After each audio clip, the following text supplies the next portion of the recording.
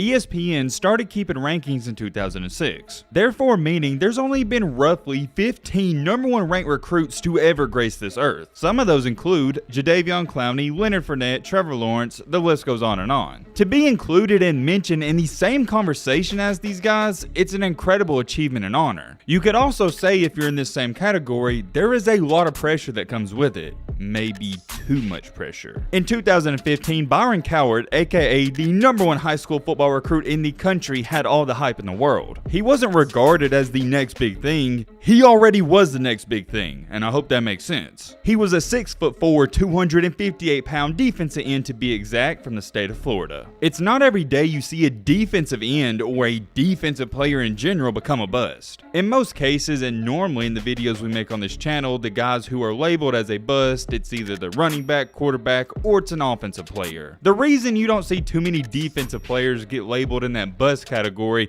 or fall off of the face of the earth is for a couple of reasons. Reason number one, you got more opportunities. Let's say, for example, you're a defensive end and you go to Auburn and a guy, he may be better than you, well, you're still going to be a starter. You can have multiple defensive ends on one unit. That's a main difference, because if you're a quarterback, there can only be one quarterback, but there can be multiple defensive tackles, cornerbacks, and etc. Reason number two, your weaknesses and your liabilities, they don't jump off of the board and they don't really cost you games. If you're a defensive end, you can have a couple of bad plays here and there, or maybe even 10 bad plays, and it might not even have an outcome on the game. On the other hand, for a quarterback, if you have maybe only 1 to 2 mistakes, it could be pick sixes and cost your team the game. There's a couple more reasons, those are the main ones I wanted to touch on. What makes this player's story so strange yet really intriguing, at least in my humbled opinion, is due to the fact he was a defensive player and he was labeled as a can't miss. I want to emphasize this. He wasn't just a 5-star recruit, he was a 5-star recruit and the #1 overall player in the country.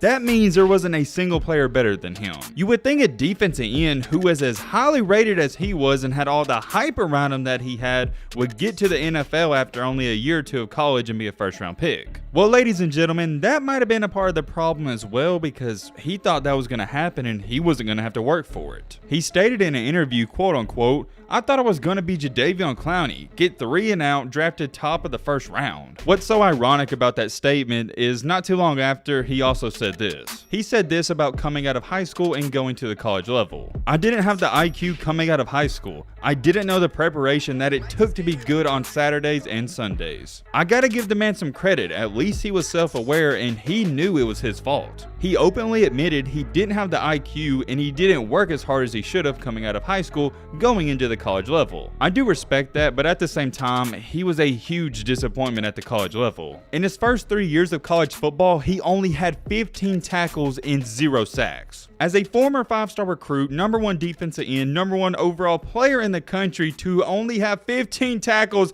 and 0 sacks, it's unacceptable. I'll take it a step even farther. It's beyond baffling. How do you have that big of a fall off? I understand not living up to the expectations and there's a lot of pressure on you, but 0 sacks in 3 years, come on now. To make matters even worse, while he was in college, rivals labeled him as the biggest #1 recruit bust of all time. Remember, he was the #1 recruit in 2015. It's not like that was 10 or 15 years ago, it's only been 7 years. Despite him being the #1 player only 7 years ago, he has already disappeared, vanished, whatever you want to call it, and nobody knows where this guy is at. Nobody talks about him, nobody tweets about him. There is not a trace of this guy anywhere, and that is what is so crazy to me. A lot can change in a few years, and this story is one of those great examples. There's a lot of questions, and I guess you could say conspiracy theories that people have about this guy till this day, but it all circles back to the main question we're going to try to figure out in today's video.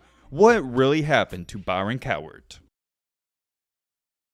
Real quick, before we get into it, these videos take a long time to make, and if you're enjoying them, I would greatly appreciate it if you go down there and hit that subscribe button. It really means a lot to me, and we're also on the road to 200K. On one of the previous videos I posted 2 weeks ago, I said let's see how many new subscribers we can gain from it, and we gained over 700. I try to do this once a week, once every 2 weeks. Let's see how many new subscribers we gain from this video, and I'll tell you in the next one. If you are subscribed, I really appreciate it, and I can't thank you guys enough for your support. Hope you enjoy the video. Without further ado, let's get into it. I gotta be honest, this story is so fascinating to me, and I think it's a great one in general because I can almost guarantee you 98% of you have no idea who this guy is. That right there is what is so surreal about it, because he was a former #1 overall player, and I know I've said it a lot, but I'm going to continue to emphasize it. How does someone go from being the #1 player, all the hype and attention in the world, to only a few years later basically irrelevant? You're gonna find out. Mr. Byron Cowart played his high school football for Armwood High School in Sefner, Florida. There's not all too much to say about his high school career. It's not really interesting like a quarterback or a running back where he's gonna go off and put up ridiculous numbers. He was a defensive player. There's nothing flashy or nothing really cool to talk about. I don't want to bore you guys, so if y'all don't mind, we're gonna fast forward past all the boring high school stuff. It's easy for me to say that I don't understand all the hype he got back then because now he's a bust, but he wasn't a guy you heard about every day. For example, Jadeveon Clowney, he was a defensive end, but I heard all about him throughout his high school career. Another defensive guy I heard about all the time was Robert Nkemdiche. I know I'm not saying his last name right, but most of you know who he is. And of course, I heard about Leonard Fournette, Trevor Lawrence, but I'm saying even for a defensive player, you would hear something about him if he was a #1 player, and for Byron Cowart, you didn't hear anything. I know, you're sitting there going, Matt, what in the crap are you talking about, or what are you trying to say? I guess where I'm going with this is I don't really understand what they were basing him off of. According to Max Preps, in his junior year of high school football, he had 72 tackles with 13 sacks and 3 fumbles. Don't get me wrong, those aren't bad numbers, but are they really #1 overall recruit numbers? I don't think so. In his senior year, he only had 68 tackles with 11 sacks and 5 fumbles. And when I say fumbles, those are fumbles he caused on defense. In total for his high school football career, he only had 28 sacks. Once again, that's according to Max Preps, and I'm just going to have to take their word for it. If those numbers are correct, and I'm going to assume they are, that doesn't scream out #1 player in the country to me. Therefore, meaning I'm going to have to assume they were basing him off of his potential and potential only. There are some things we got to take into account. Yeah, they were running away from him and they were triple blocking him on offense, but that happens for every single top-ranked defensive end. I'm very curious, let me know your thoughts on this. I personally found it so odd he was the #1 ranked recruit looking back on it. Of course, back then I didn't think nothing of it, and I didn't even know he was the #1 player. But in 2022, when you look back at it, you're like, was he really the #1 guy? It doesn't matter, Matt, get a move on with this video. Regardless of what I think, regardless of what you think, anybody thinks, he was the #1 player. I feel like I've said he's the #1 player about 400 times already in this video, so I apologize for that. One of the biggest upsides to his game is that he was seen as this explosive defensive lineman, and his potential was through the roof. He was trending towards that modern day defensive end that everybody's wanting now, Joey Bosa, Nick Bosa, or Will Anderson. With that being said, every single college in the country was wanting this guy, and he narrowed his options down to 2 schools, Florida and Auburn. It was a tough decision because Florida, they're the hometown team, but Auburn hired Will Muschamp, who was a new defensive coordinator that,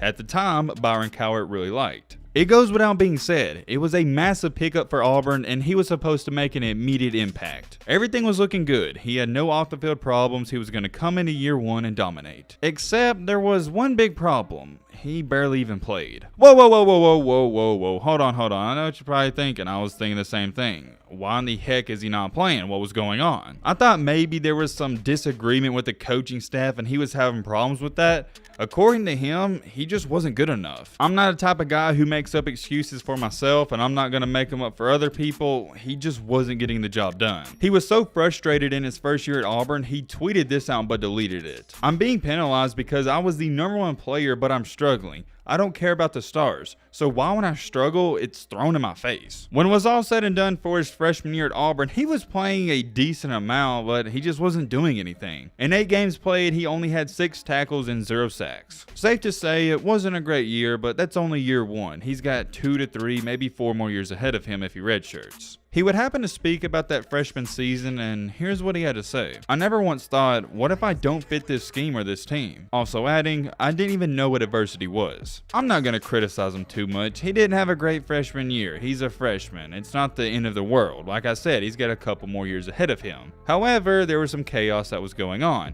After that first year, Will Muschamp, the guy who recruited him and stole him from the home state Florida, left to go to South Carolina. Also, between that freshman and sophomore year, he was arrested for second-degree possession of weed. Yeah, he got arrested for having weed. It wasn't that big of a deal at the time, so I'm not going to talk about it too much. He had a couple of setbacks heading into year 2. He only appeared in 4 games where he had 6 tackles once again and 0 sacks. I don't have to sit up here and tell you having 6 tackles in a year, it's not good. You guys know that. After his wishy-washy first year, it was like, okay, maybe, he just had a bad time or a hard time fit again. He'll be back in the second year. Or not be back, but he'll be back and improve and look like that #1 recruit. But then after that second year, this is when the eyebrows were raising and we're like, okay, is this guy about to be a bust? After that second year, here's what Byron had to say. I didn't do the extra stuff because I'm thinking it just happens on Saturdays. I practice a little bit, have success, but I didn't know about the preparation and all that stuff. That's definitely concerning considering he just thought he was good enough to go out there and be a star player like he was in high school. I think that's why in a lot of circumstances when players become busts, it's due to the fact they quit working hard. It's either A, they quit working hard,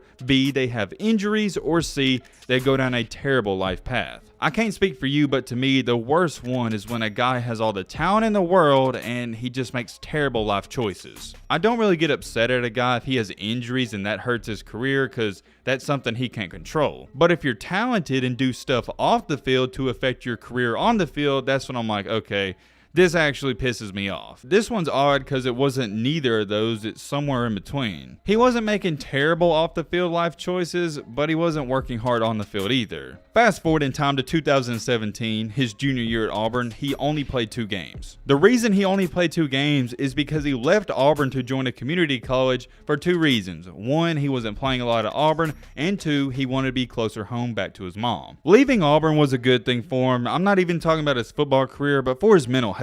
Check out what he had to say. For me, it's funny because I'm a big guy, I'm a jokester, I'm always happy, but when I was at Auburn, I didn't believe in depression, but I was in my bed crying, not wanting to leave, just trying to pray. I was in a sunken place. I wasn't happy. I felt like I failed myself and my family, everybody. Wow, man, that really gives you a different side and perspective of what it's like to be a #1 player or a top recruit. On one side, we see our fair share of Bryce Youngs, Leonard Fournettes, just any top player who, yeah, there's a lot of glory, but on the other side, there's many circumstances of this one. The guys that don't pan out or have a lustful college career, it's depressing. You reach that point where you're not only failing yourself, like he said, you're failing everybody around you, and that's the harsh reality and the harsh truth. I hate to be the guy to say this. Actually, now that I think about it, no, I don't. You know how I am on this channel. I call it how it is. The truth is, if you're a 4 or 5-star baseball player, basketball player, football player, etc., and you don't live up to the hype, you're a disappointment. I'm not saying your life's a disappointment, I'm talking about your college career. As sad as that is, and it is sad,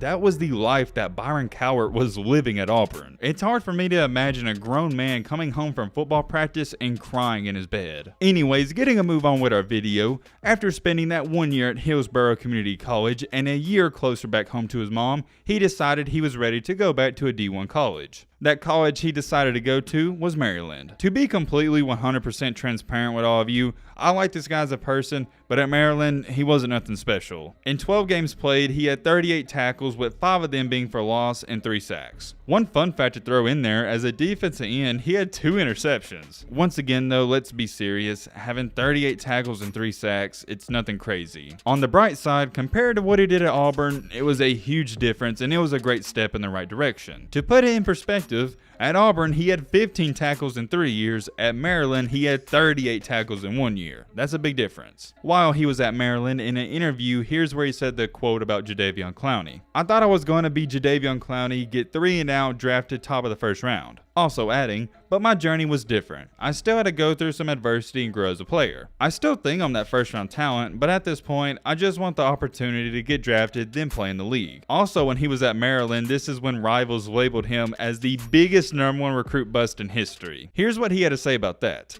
"Before every game at Maryland, I looked at that. It was just motivation, man." I'm not going to say rivals was wrong for labeling him as the biggest #1 recruit bust of all time, But let me know in the comment section what you think. Was he really the biggest bust? I'm not gonna say anything about it. I'll let you guys decide that in the comments. Before we move on to what happened after Maryland, he said one more thing that I found intriguing. The statement I'm about to read is what he said about his head coach at Maryland. Just the preparation that my coach went through with me to get me to where I am now from a football standpoint, I was like, dang. I think I said it at the Senior Bowl. If I would have known what I know now, my career at Auburn would have definitely went better. It's tough to evaluate this entire situation. I'm not too sure what he's trying to refer to. Maybe he's saying the coaching staff at Maryland was better and they taught him more than the Auburn staff. It's not coming off as he's trying to make an excuse. He's just saying that Maryland, they taught him more. We don't talk about this and maybe we should more. Maybe Auburn, they didn't develop him the right way and they didn't prepare him. I'm not big on blaming development on head coaches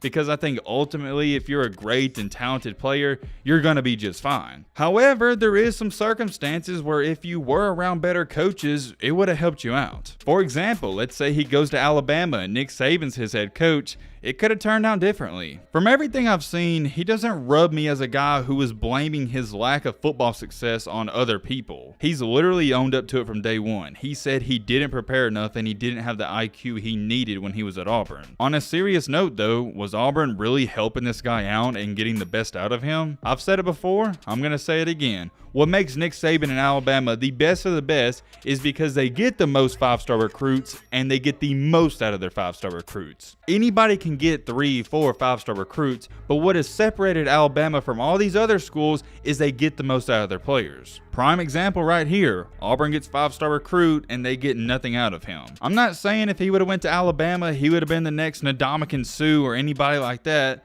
but you never know. Speaking of not blaming people, when he did an interview before the NFL draft, here's what he had to say about his college career. Really, just am I going to take ownership or am I going to point the finger at somebody else? Is it this person or is it that person? In reality, it was just me. I didn't have the IQ coming out. I was bigger and stronger than everybody. I didn't understand that at the time. I'm just thinking you wake up, practice a little bit, and it happened in the game. I didn't know the preparation that it took to be good on Saturdays and Sundays. That's what I'm talking about. He was blaming himself, and that's why I respect him. I was actually shocked by this. In 2019, he entered the NFL draft, and he got drafted in the 5th round with the 159th overall pick by the New England Patriots. The reason I'm shocked by it is because he had a below average college career, yet he still got drafted. I'm not saying he didn't deserve to get drafted, I'm just saying if you look at his college numbers and production, it doesn't add up. The one thing he always had going for him is that his potential's been through the roof, he just hasn't tapped into it. I think that's why he was drafted, because you look at him and you're like, man,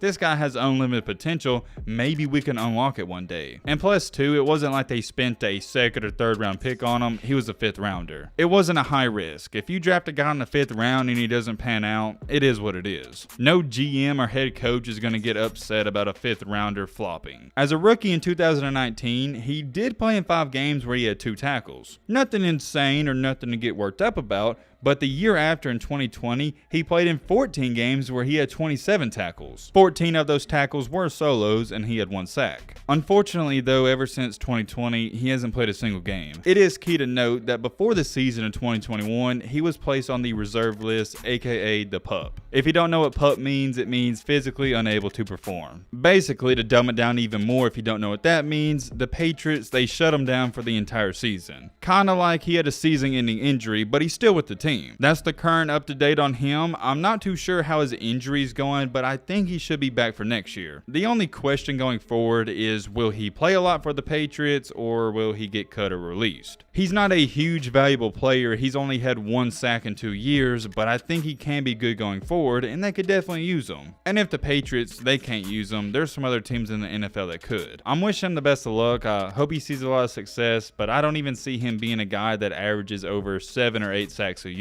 A little fun fact about him though is that he does stream on Twitch. He's got it on his Twitter and Instagram, and he seems like he enjoys video games. It doesn't seem like something he takes too serious, but he does stream it on Twitch, and I guess since he's been out for the season, he hasn't had nothing else to do. Overall though, I'm glad to see this story turn out the way it did. He didn't throw his life away because things were going bad. He just handled the adversity and kept going. I love when stories end this way. It's never about what happens to you, it's about how you respond to things happening to you. A true character of a man is revealed through tough times and adversity. Although yeah, maybe he was a disappointment, maybe he was a bust, he kept going through that adversity and he's living his dreams. He's gotten through multiple obstacles in his life and he's got nothing but respect for me. It's kind of corny, but they say if you get hit 9 times, you got to get back up 10. That's what this man did. I'm curious. Let me know your thoughts down below. But what up, peace out, bye, peace.